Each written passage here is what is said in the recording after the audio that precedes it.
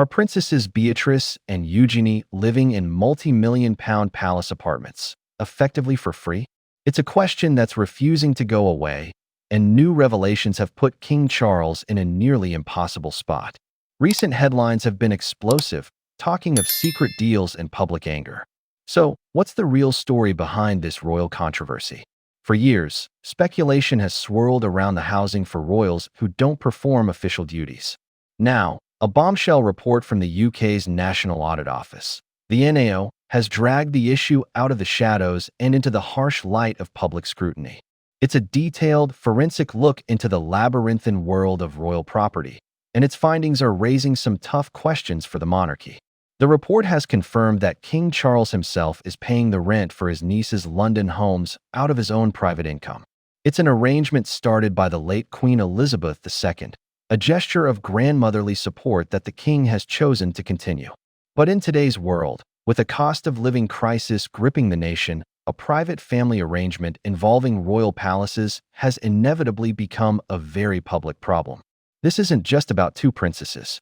This is about transparency, fairness, and the very definition of a modern monarchy. Today, we're breaking it all down.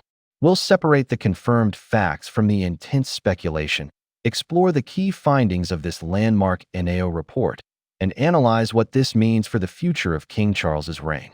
This story cuts to the heart of a debate the king has been trying to navigate since the day he took the throne: how to balance family loyalty with public expectation.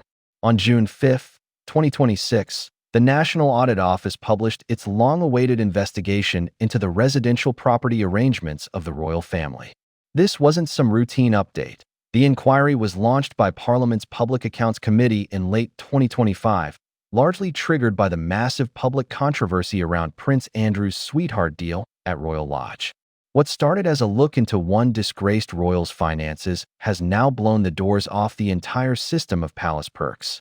The report's most startling revelation concerns Princesses Beatrice and Eugenie. It confirms that both sisters, who are non-working royals, have apartments in prestigious, secure royal palaces. Beatrice has a 4-bedroom apartment at St. James's Palace, while Eugenie uses Ivy Cottage, a 3-bedroom home on the grounds of Kensington Palace. Crucially, the NAO found that neither princess pays the rent themselves. Instead, their uncle, King Charles, covers the cost entirely from the privy purse. So what is the privy purse?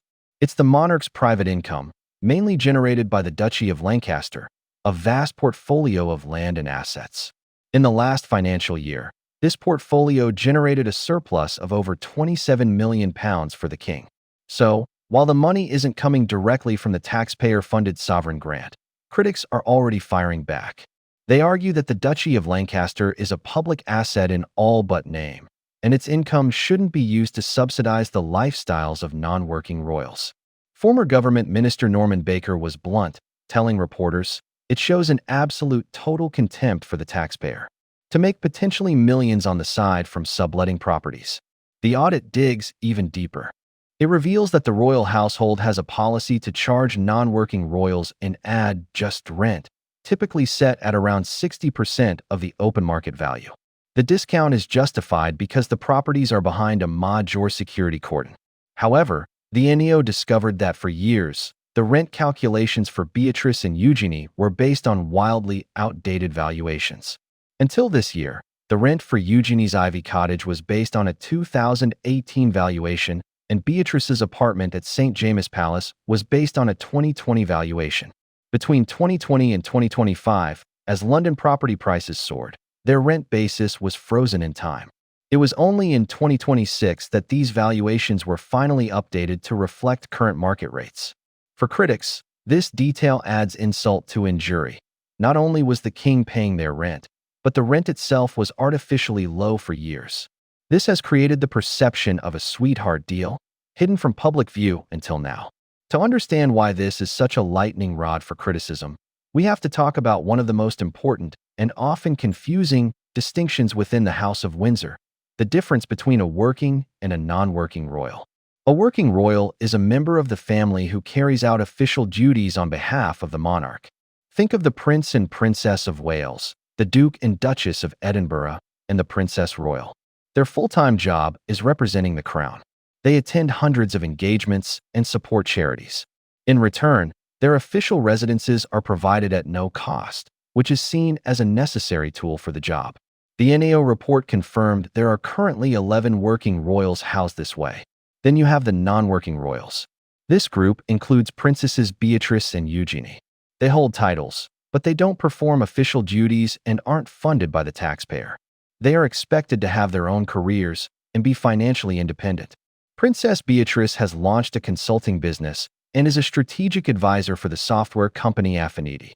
Princess Eugenie is a director at the Hauser V. Wirth Art Gallery. They are, for all intents and purposes, private citizens who happen to have been born into the royal family. And this is the heart of the controversy. If they are private citizens with their own careers, many people are asking why they benefit from subsidized housing within royal palaces, a privilege unavailable to anyone else.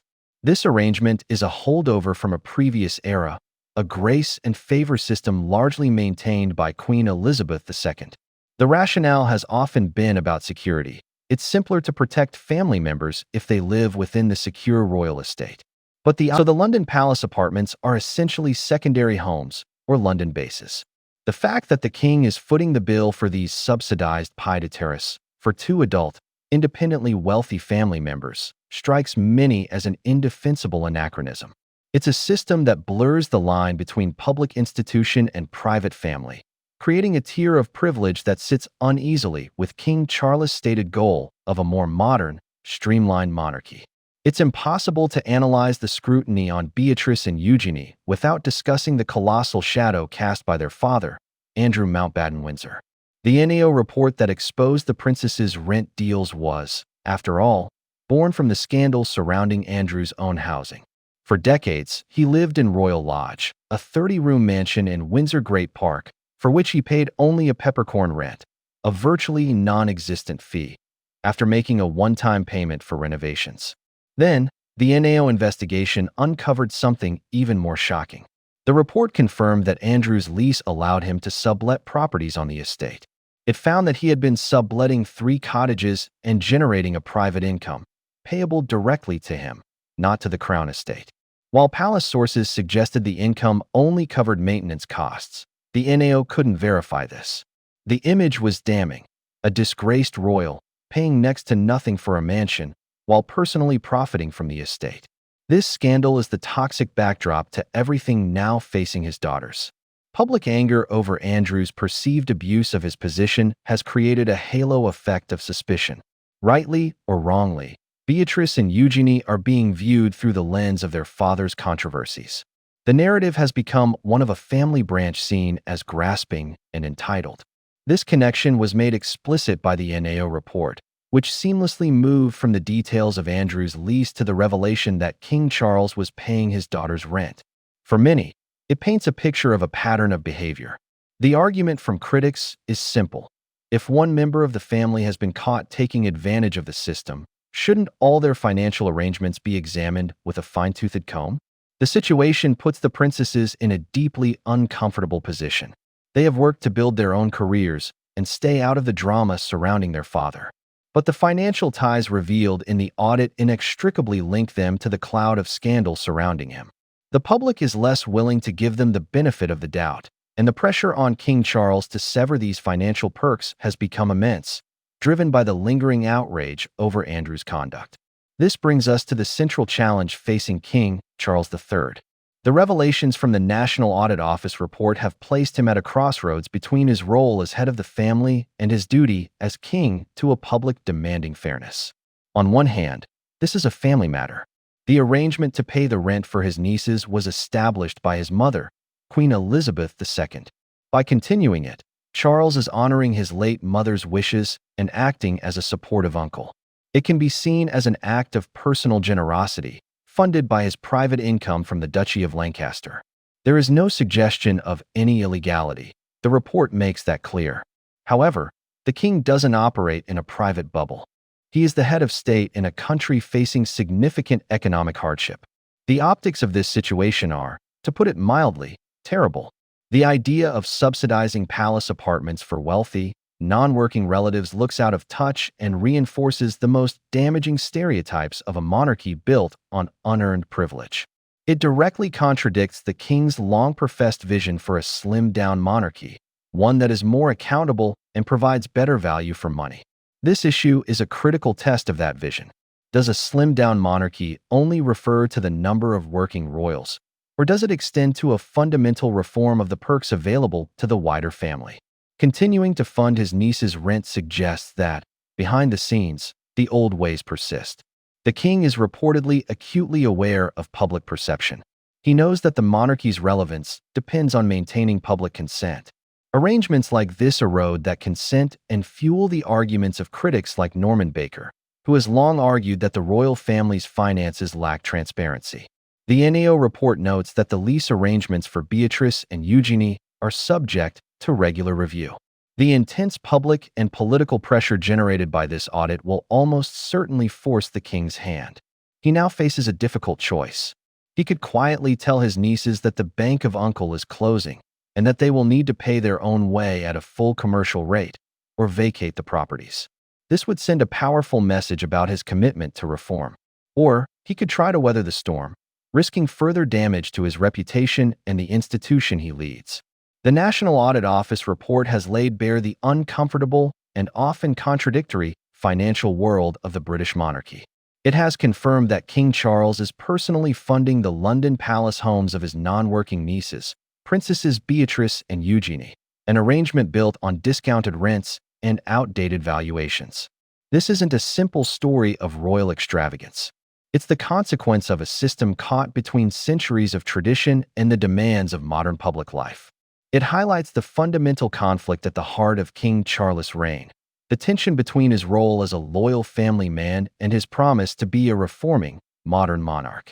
The controversy is powerfully amplified by the scandals surrounding Prince Andrew, casting a long and unflattering shadow over his daughters. The king is now under immense pressure to act. His decision on whether to continue this arrangement will be seen as a litmus test for his entire reign.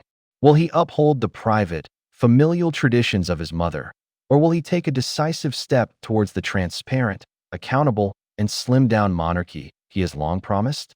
What do you think? Should the king continue to pay for his niece's rent as a private family matter, or is it time for all non-working royals to stand completely on their own 2 feet financially?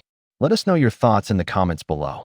If you found this video informative and want more deep dives that separate royal fact from fiction, please give it a thumbs up and subscribe for more.